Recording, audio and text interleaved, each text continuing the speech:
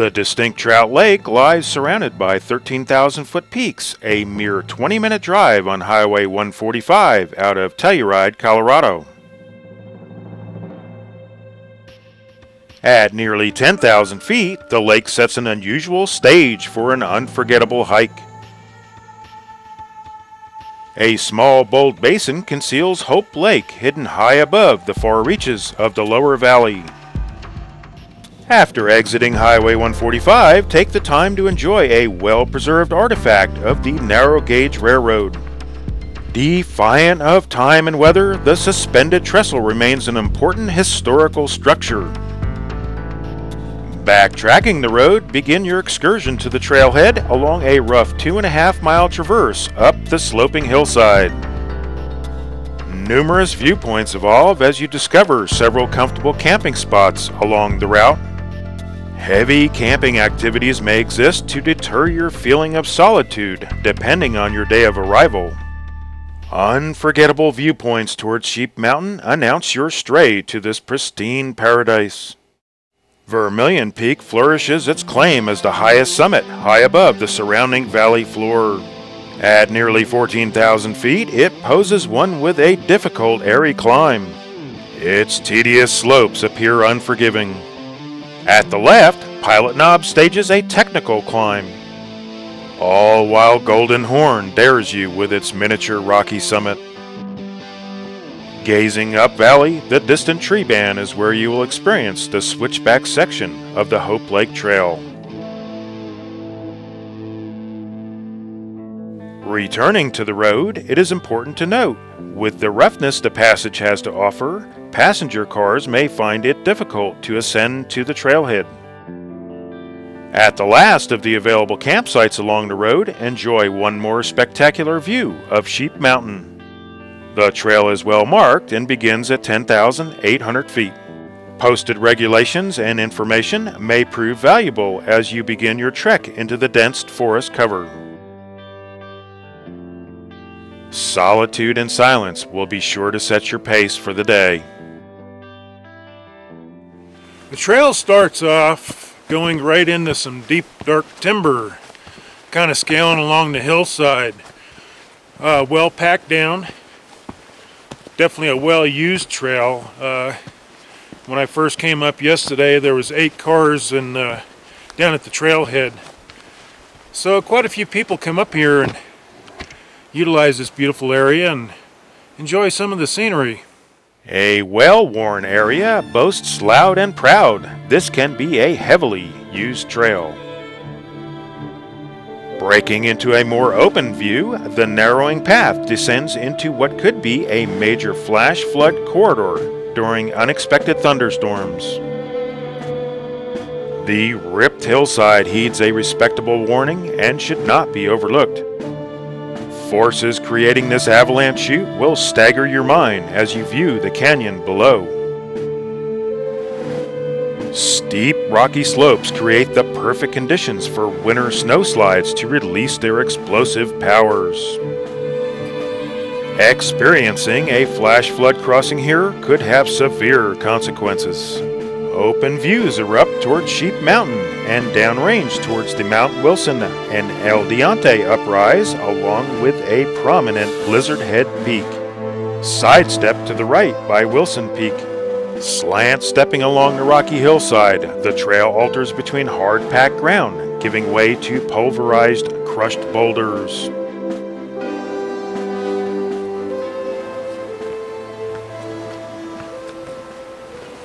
This is kind of a concern going downhill on the way up, because naturally you have to go uphill on the way out. Doesn't look like it just kind of goes around a little boulder field that's behind the camera. You can't see it, but hopefully it starts slanting up again.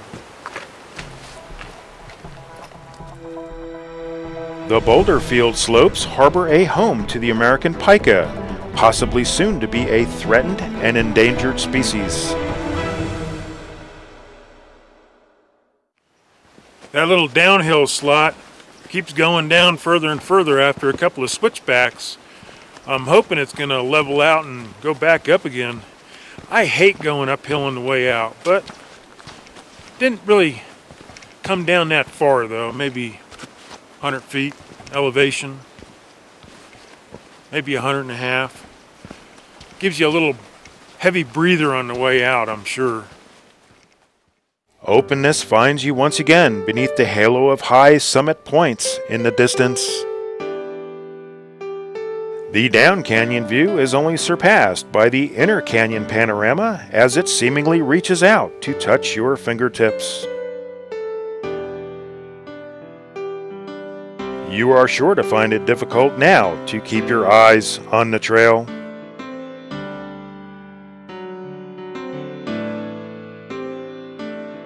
The rock-laden corridor begins a visual overload on the senses, with open views towards the opposite canyon walls. Numerous hidden gems begin to appear.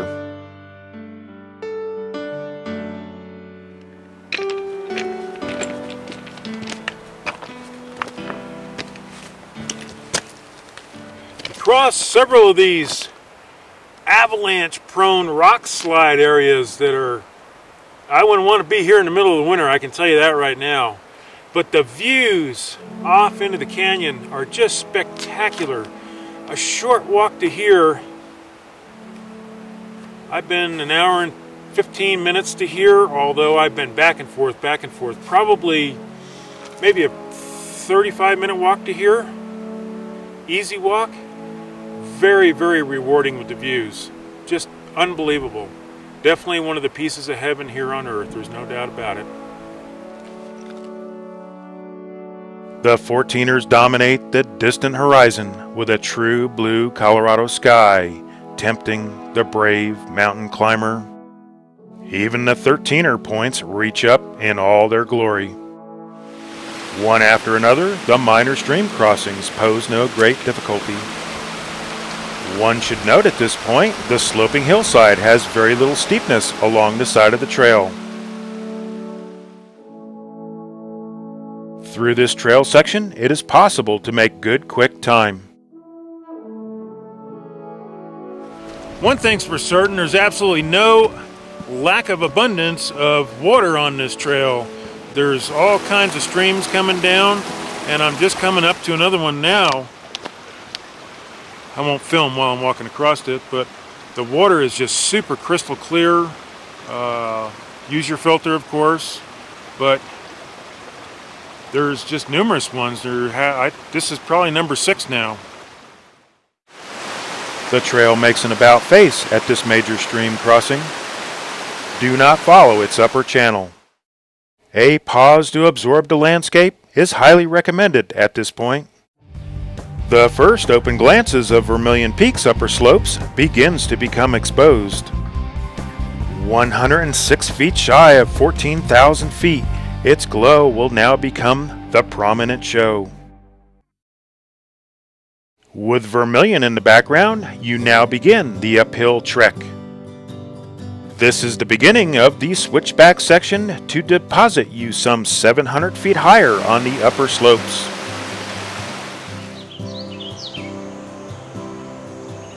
Within the tree cover, the distant notes seem suspended on the winds, with voices mingled together, sustaining a harmony only Mother Nature understands.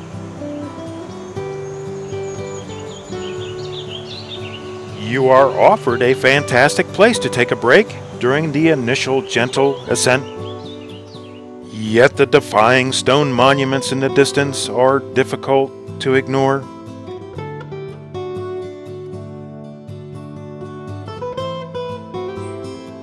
Drawn by the continuing hookups, I found myself persistent to continue on, plagued by the complication of not leaving my cameras behind.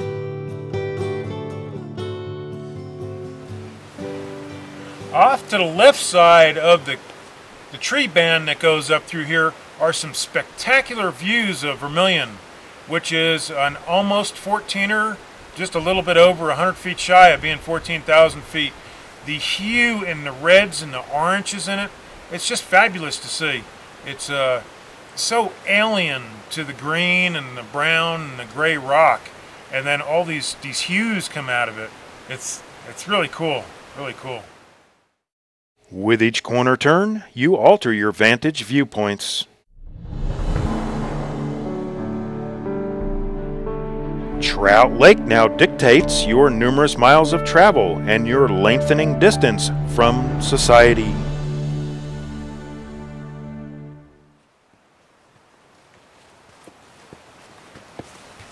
Just heard an elk bugling. That was exciting. Dead silence, just a breeze, and it just chimed off. The hill is starting to roll off now, so I think I'm getting pretty close to the top of getting out of these trees. Upward ho. Part of the lower trail line stands out from this superior perch at a highland overlook. I often wonder how I can carry myself and my gear such a distance, while only advancing one step at a time. The last trees disappear behind me as I break free from the slanted forest canopy. After about 700-foot elevation gain coming up through the trees, you break out into, not really meadow yet, but it's more like these smaller bushes and stuff.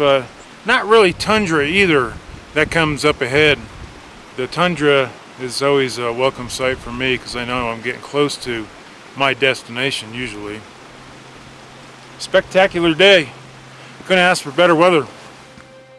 Wide open space now dictates this section of the trail as it meanders up the sloping hillside. No longer obscured by the overhead greenery, your heightened senses become free to absorb the distant, expanding horizons. All while your mind attempts to understand the high meadow view all the way down to Trout Lake. I'm now pretty much at or above timberline. I'm starting to walk a little bit more onto the tundra. Bushes are starting to disappear. Last few trees are dwindling away. This is what I live for. I love this. This is definitely cool. Definitely something for anyone to experience, without a doubt. Upper mountain majesty expands skyward from the ends of your fingertips. This could be the point of course change to mount a climb of Vermilion or Fuller Peak. With Fuller on the right, the faint trail is barely visible with a rocky but possible route.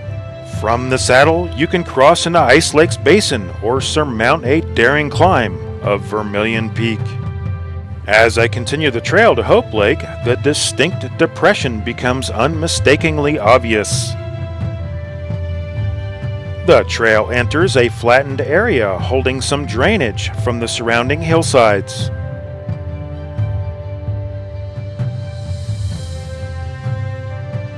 While the forward entrance allows an easy passage to reach the Lake Hope shores.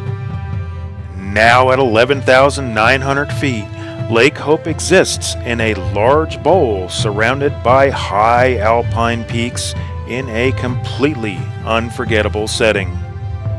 It is interesting to note Hope Lake is used to maintain a constant water level in Trout Lake, located far below. In this incredible spectrum of nature, it is difficult to deny you have just stepped deep into the hidden dreamland of high Colorado. Wow, what a beautiful place to be. It's just truly spectacular. I mean, and I'm all alone. There's absolutely nobody else up here. I have this whole place to myself. I mean, unbelievable. Look at what I'm looking at. Look at this view. With all the descriptive words available to describe this isolated setting, none could fully explain the deep inner feelings and thrill I experienced within this destination hike. From the snow-dusted hillsides to the true blue depths of the lake, you will discover yourself completely surrounded by unsurpassed elegance. Surrendered within this enchantment brings forth a new understanding as to just what wilderness is all about. A harbor suspended in the sky, completely vacant of floating vessels along its shores. I found myself wandering aimlessly as I began exploring the full expanse of the lake. My miniature figure upon the landscape led me forth to realize the immensity of the surrounding cliff walls. Only the passage towards South Mineral Creek Valley gives way to the rock-laden edges, holding Hope's waters suspended in the basin bowl. A heavy timber dam gains the last few acre-feet of water storage created by the slope's melting snows. The brief moments I spend at these destination points above timberline tends to force me to realize time is a constant companion along on the trail.